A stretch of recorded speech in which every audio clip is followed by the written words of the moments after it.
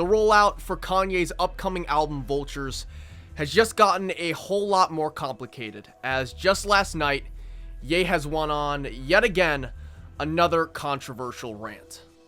While the album didn't release yesterday, which was the promised date, this rollout has been honestly pretty fun for fans up until this point, as it's been solely centered around new music, most of which has sounded awesome. But us Ye fans, man, we cannot have anything, and it seems as if with last night's events, the energy has just been sucked out of the fan base, at least for the time being. We heard some new music at the second listening party, or the rave, yesterday. We got the reunion of Kids See Ghosts of Kanye and Kid Cudi, and of course we've heard some wild stuff from Ye himself. So let's go ahead and recap the last 48 hours and try to determine what exactly is the future for Ty Dolla $ign and Kanye's planned collab album, Vultures.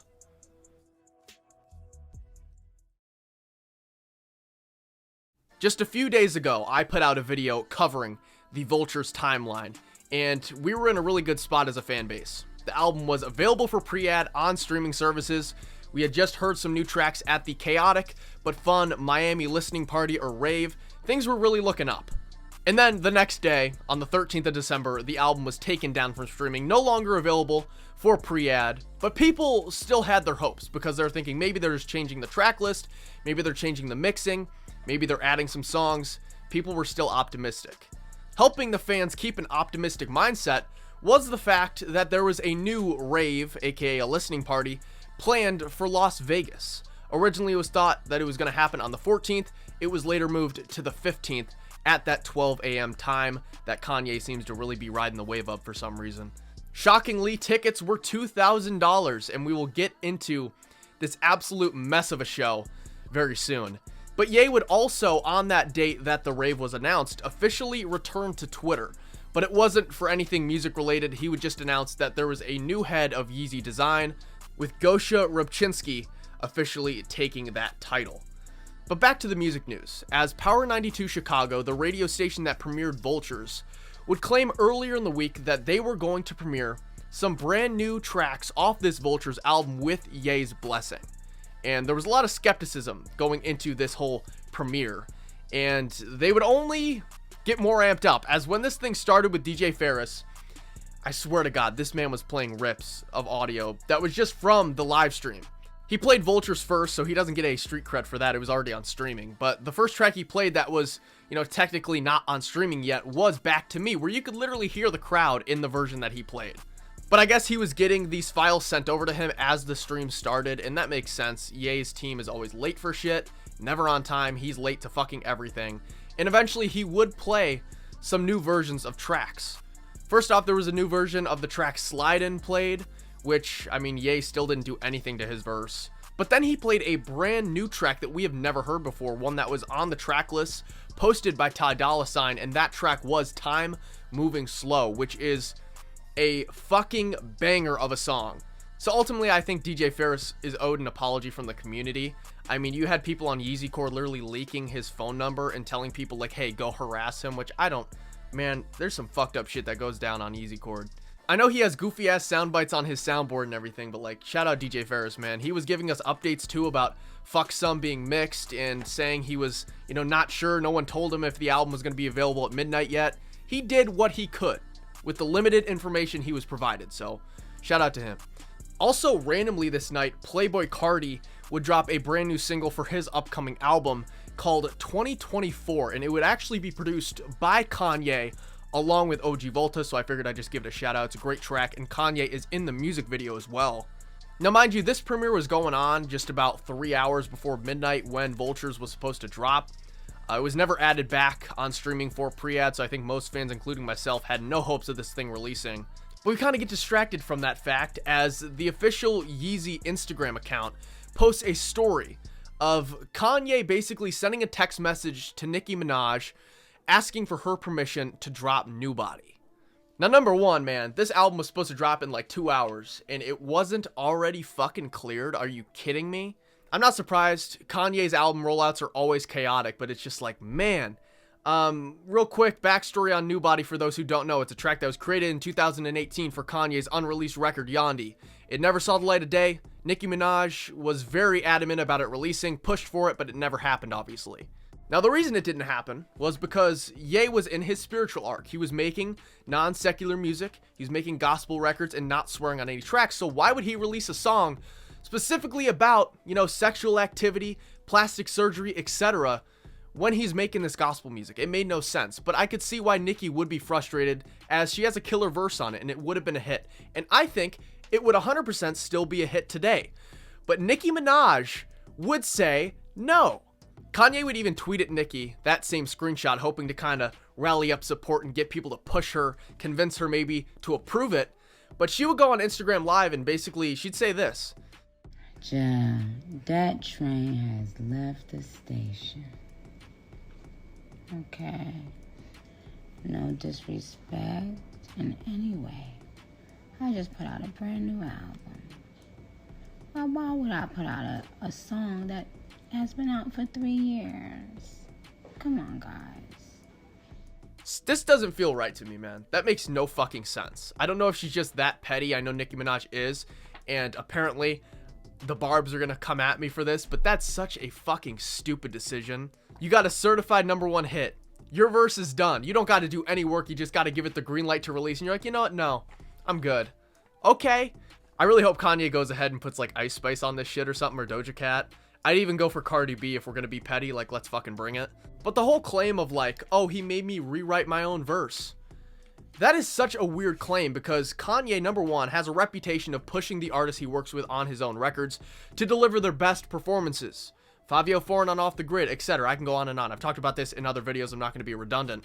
But Nicki, of all people, should know this, because Ye followed that very formula with her when creating the track Monster off My Beautiful Dark Twisted Fantasy, which literally sees Nicki give her breakout performance of her career on that track.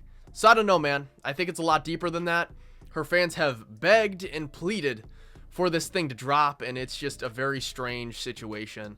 And let me just say this really quick, because we're going to cover Kanye's rant, but that same night of the rant, he would speak on the Nicki situation, and he would say this. I made that girl rewrite her verse 3 times for Monster. I supported her career. But we gonna get this fucking, or we just ain't gonna push out. What the fuck? Nah, Ty, I know you want to push out. Basically the same kind of thing I was saying. And I know a lot of people aren't really upset about this because they're not really fans of New Body anyway, but like, we've heard this track for how many years over and over again. There is a whole sector of society who has not heard New Body in the club yet. You know what I'm saying? Friday night, album obviously does not release, but shortly after midnight, some merch would drop on the Yeezy website, and we would get Vultures merch. There was tanks, there was long sleeves, there was Vultures vinyls, which is insane. Some physical releases of a Kanye album's kind of rare. And also those weird like Yeezy sock shoes for $200. So very interesting stuff going down there. And also hyping fans up to believe, hey, this thing actually is going to drop pretty damn soon. And second, we had this rave going on. So people figured, okay, he'll use this event, he'll premiere the album, and then it will drop on streaming. We'll all cuddle up with our Yeezy sock shoes and we'll have a great time. Little did we know how fucking chaotic this was going to be. Ye wakes up 2 hours after it was supposed to begin, heads to the venue, and officially starts this thing. And little did we know that Kanye and Ty Dolla $ign, they never got a permit to perform at this venue. They went ahead and set up shop anyway, and the show began with Ty, Ye, and North standing on this hill, and the production was great. The shot was outstanding. It looked awesome. Throughout the entire show, I believe only one song was played that we've actually heard before. It kicked off with this fire-ass song featuring Future and Lil Durk. I loved it. They played a new track with YG. They played that old North track we heard at the Miami listening party with the James Blake sample, but they also played another track with North, this time with Charlie Wilson on the vocals, as well as Ye harmonizing in the background as well. Pretty great. Then they played this song with Rich the Kid, and man, I want to love this song. I'm a huge Black Sabbath fan, alright? One of my favorite bands of all time. And they sampled Iron Man, and I think it's like a live performance sample anyway. They got the main riff, obviously. And this actually, I don't think this is Ye's first time sampling Iron Man. It's on Hell of a Life. The melody, anyway. But you hear Ozzy hyping up the crowd at this live performance. I don't know which one it was ripped from. And then you get that main riff, and then it just... awkwardly and messily cuts into the beat and it just doesn't sound right. If they work on that track, it could be fucking fire. And I wanted to love it so bad, but man, is that track, it's a mess. Also, shout out Tony Iommi. This may be the only time I get to shout him out on this channel. One of the greatest guitar players of all time. Man. But my favorite song played at this event, bar none, was Gun to My Head featuring Kid motherfucking Cudi. Ye and Cudi back on good terms. You get those beautiful Cudi harmonizing vocals. And I can't wait to see all the Cudi hate disappear. Obviously, Ye and Cudi beefed in early 2022. I've covered it how many times on this channel, and I don't want to talk about it right now. But, man, it's a great track. You know, Ye and Cudi really excel too when they're talking about mental illness and their mental health struggles, so just a beautiful song. And at that after party, where the shit show really went down, before the rant, you see Ye and Cudi, they're hugging and everything, getting back on good terms. That's fucking beautiful, man. I'd say the world is healing, but we all know how this night ends. And then they play one more track with Ty, and he really shined on the track. It's a great beat and everything. I actually really liked it. But it was played like 3 times. You could tell something was up because first off, Kanye played it again after the intro. Then he played like 2 minutes of it, stopped it, yelled at somebody, and started it over again even though we kind of heard the whole thing. And apparently this is where the cops came in and shut the show down as camera just kind of panned down, audio cut out, and it faded to black. As stated previously, Ye and Ty Dolla $ign showed up to this venue, set up shop, set up all the camera equipment, the audio equipment, and everything, and they performed without having a permit for this location. And mind you, this whole fade to black situation, we got maybe 20 minutes of this listening event, and fans had stayed up at this point, like myself, because I'm insane, at 5 a.m. And aside from how messy the entire situation was, once again, there's just such a lack of planning around every Ye rollout. Almost every song we heard was brand new, and I liked just about all of them. Even the Black Sabbath song, as fucked up as that whole track was, I can't not like a song with that riff. Can't wait till he cleans that track up, man. But after this rave was shut down, they would move the quote-unquote rave, I don't know why they're calling them raves, to someone's house, this location. I know for damn sure this wasn't a hotel room. And there they would also play some new music. And fans could see the process of not only these new tracks being premiered, but also Ye and Ty Dolla literally working on them in the moment through Instagram Live. It first started with Lil Durk's account, then they moved the stream over to Yes Jules's Instagram. But yeah, they played some awesome fucking songs here. First off, we finally heard Fuck Some with Cardi and Quavo. There was a track played featuring Lil Wayne. And ultimately, there was a lot of songs played where Ye had some crazy finished verses, which was completely opposite of all the material we have heard from these quote-unquote rave events. Things are going great. They're playing this new music. Ye's vibing out. Everyone's drinking, having a good time. And then he goes into an anti-Semitic rant. Now, with every Ye rant, you got people saying it's an episode. Personally, there was a few things he said that make me think, okay, maybe he is, but clearly I'm not a fucking doctor. I'm not here to diagnose anybody. Ye claimed he's not bipolar. He claims he is autistic from his car crash. Like I said, I'm not here to diagnose, but I'm also not here to dick ride. You can enjoy someone's art, you can enjoy their music, and also greatly disagree with their thoughts, their viewpoints, and their beliefs. And my God, did Kanye say some fucking ignorant shit here, man. And I'm gonna start out with this though, because he did make some points that were interesting, and that I will say I agreed with, were true. He talked about Big Pharma. He talked about the Kardashians stopping him from seeing his children, which is unfair. But when he goes after a group of people and not only generalizes things about them, but also moronically blames them for things that are blatantly his fault, it completely invalidates everything he has to say.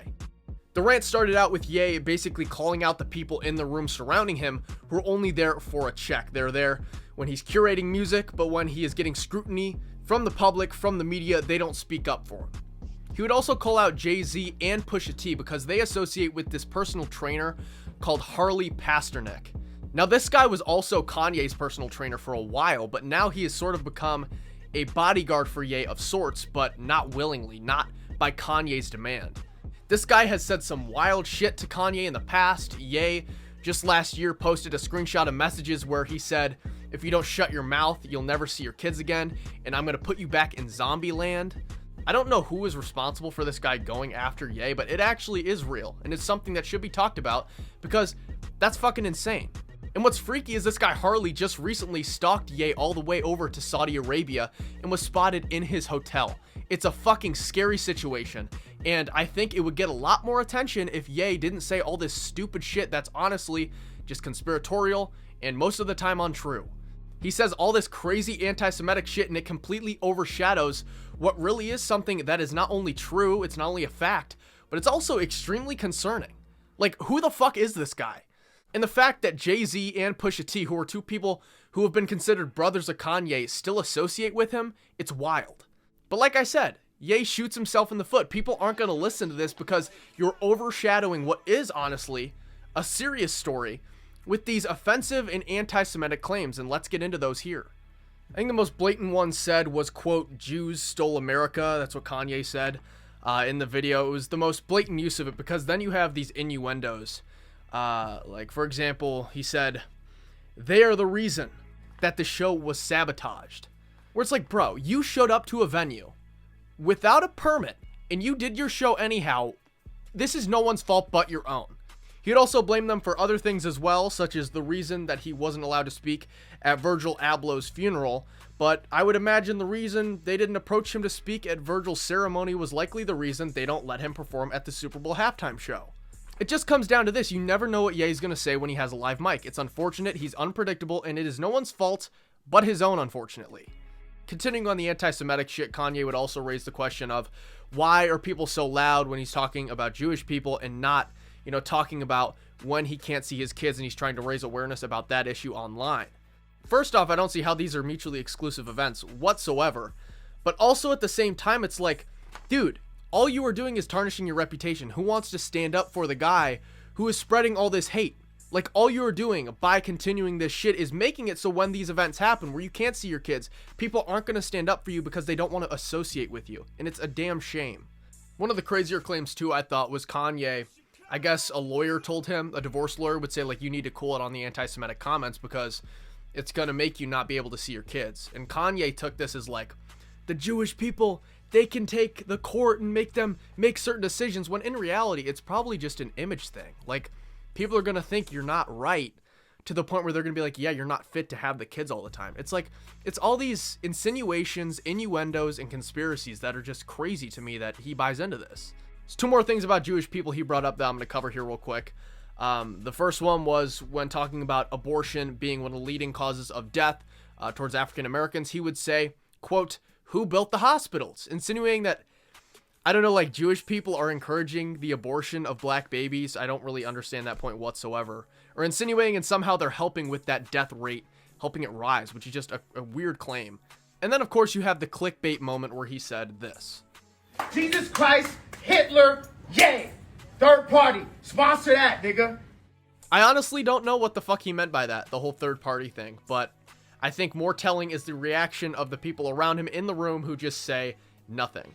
It's just crazy to me how they're all like chilling out like that. And honestly, at the end of the day, it really just, it sucks that this guy who went on this spiritual journey of finding peace and was on this ideology of spreading love rather than hate in 2018, he took these experiences with two corporate individuals who happen to be Jewish. And from those bad experiences, he went ahead and made all these generalizations about a whole group of people and now is riding this train of hate. It really stinks. But he made some other points as well other than the anti-Semitic stuff. First off, he made it very clear he does not fuck with Denma, Balenciaga whatsoever, as well as Jerry Lorenzo. He also would say that he loves Drake and Travis Scott, but like at the same time, they need to speak up when he's getting scrutinized by the public and tell people like, we're on your side. We agree with you. You are not crazy. Which ignores the idea that, probably they don't agree with the fucking shit you're saying, bro. Like, obviously they're not going to take that heat. They're not dying on that hill like you are. Also, apparently, Ye has been in contact with Tory Lanez, who infamously shot Megan Thee Stallion in the foot, allegedly anyway. The court hearing agreed that he did it, so he is serving time in jail, and I guess Ye has been on the phone with him recently, and they prayed together. Which means, unfortunately, we are not getting Megan Thee Stallion to replace Nicki Minaj on New Body, apparently. He also would say that Donald Trump is not getting his support for the presidency in 2024 unless he frees Larry Hoover and Young Thug. And then finally, the two things that kind of tipped me off about this maybe being an episode. Again, I'm not going to make the claim that it is because I'm not a fucking doctor, but Kanye would mention how he doesn't care about life or death. He doesn't care if he dies. And then also he would make the claim, you are speaking, you are looking at a vessel of God, which is like, you know what I mean? Now again, he said all this at 4 a.m. He said it drunk, but that ain't no excuse, man. I think the biggest shame of it all is just, it killed the fucking vibe. If Kanye wants to believe this shit, man, fucking let him. I used to be like, oh, this is so dangerous, but I think his claims are getting so outlandish to the point where no one in their sane mind would buy into this. And if you do, that's like, fucking, that's on you, dog. This event was all about the music. We're all enjoying the songs they were premiering and everything. And then here comes this guy, scaring the hoes, killing the vibe, talking about this fucking Alex Jones anti-Semitic bullshit. But this is my final statement I'm going to make as a fan, man. For years, I thought Kanye, I thought he was some outside-the-box, forward-thinking individual. I thought he was a genius. And I thought at the same exact time that he was so great as a thinker because not only did he have unique ideas, but he led with love in mind. He spread positivity. But I mean, events in the past 5 years now, including this one, have proven that that is pretty much the opposite. While he is very talented at making music and being creative in that avenue, he's a pretty dense thinker. His assumptions make him look stupid. The fact that he blames a lot of the recent shortcomings in his life, which are all on him, on a group of people as some sort of scapegoat is not only pathetic, but it's honestly moronic, and it is just disappointing. But at the end of the day, I'm here for the art, I'm here for the fucking music, and it comes down to whether or not you could separate the art from the artist, which he tries his fucking hardest to make that impossible. We've gotten to a point where the people who don't fuck with Kanye, they never will fuck with Kanye again. And the people who do, like me, we're gonna do it, even though we disagree with a lot of the personal shit he thinks and says. But what pisses me off the most about this is what it's gonna do to the Kanye community, because, man, was 2022 fucking rough.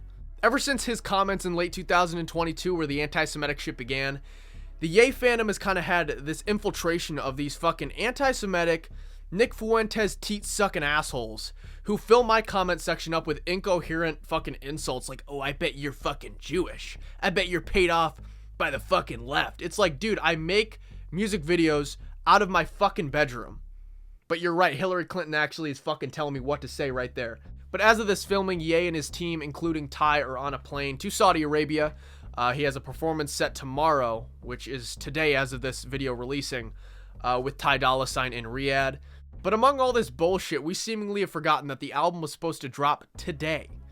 At the party, Ye actually said at one point that they need to get it out by tomorrow. That was the requirement, which was interesting. But just recently, XXL put out a statement that said someone who's a representative of Kanye's camp reached out and said that the album is releasing on December 31st, which is New Year's Eve. Shortly after this information dropped, the album became available once again on streaming for pre-ad with the release date of December 31st. But according to trusted sources like Saint Leon, shout out Joy Boy, they basically said that this is not confirmed. The belief right now is that it is just a placeholder date and hopefully the album will come soon. But honestly, it's like, maybe a 2-week delay would be okay, in the sense that like the album sounds really fucking unfinished. I know we've waited a long ass time, but right now they're in Saudi Arabia linking with Timbaland, and they're obviously have to mix some shit, put some new drums in as well with him being around. Honestly, my hype has kind of went down. I don't know if it was the rant or what, but we've been dragged through the fucking mud. Like, following Monday's listening event, I was listening to Everybody Back to Me. I was listening to these motherfuckers back to back all day. And now it's like, you know what? I'm fucking tired. That's what I'm saying, man. If they take 2 weeks off, I don't think I would care at this point. I'm really tired. This past week has felt like a goddamn year with all of the shit we've been through. And like, Ye needs to finish his verses, bro. It's crazy. That's another reason I feel bad for Ty. It seems like all of his contributions are done and Kanye's just fucking talking about Burger King. That's another thing that's fucking crazy to me. They were playing the Everybody track at the after party of the second rave or whatever the hell. And all these people are like, yeah, 2 in the pink, 1 in the stink. I'm like, don't encourage this. But all we can really do is see what happens with the performance in Saudi Arabia today with Ye and Ty on stage. I'm sure if there is going to be an announcement or an update regarding the release, it's probably going to be when they got the live mic. But it's like, fuck, man. We've been lied to a lot. We've been lied to about release dates. We've been lied to about raves. I'm just fucking tired. I think you could definitively say that nobody has it harder than Kanye fans looking at the whole music landscape right now. What are you going to do, man? All we could do is sit back and watch these events unfold. I'll be here to update. And beautiful big titty butt naked women don't just fall out the sky, you know.